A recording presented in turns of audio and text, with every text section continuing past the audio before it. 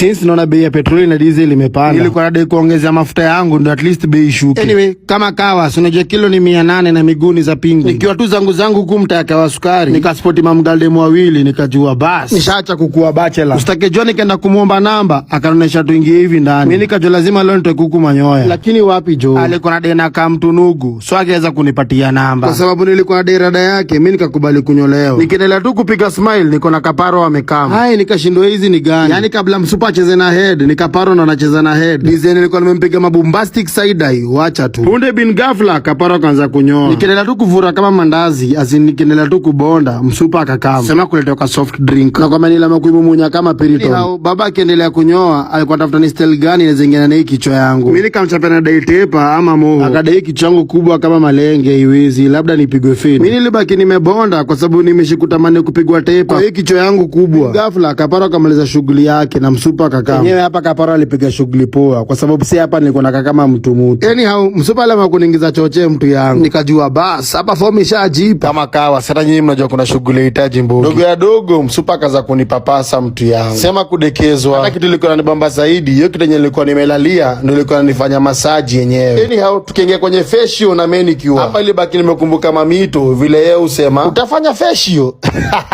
If you know you know. Galde mwangu akaendelea kung'ang'ana na makucha. Huyu mwingine alikuwa anapiga mixing kwa uso yangu. Sasa hii ndo nasikia nitangwa scrubbing. Nilikuwa chapa hii scrubbing itafanya uso yangu ikae kama baby face. After kumaliza scrubbing wakanifunga macho na kufanya mambo yao. Sasa hii nasikia nitangwa ku remove dead skin out of your face. After kuona naka kama cool kid ilibaki nimwapiga kismile. Nakwambia sasa hapa ilibaki nimepigwa head massage mtu yangu. Na kwa hapa nilikuwa nasikia poa, nilikuwa nasikia maurao. Tebu imagine mtu yangu. However, within a blink of a second tulikuwa tushamaliza shughuli na tukatoka choche. Kwenda kwa msupa namba aionesha iwezi. Since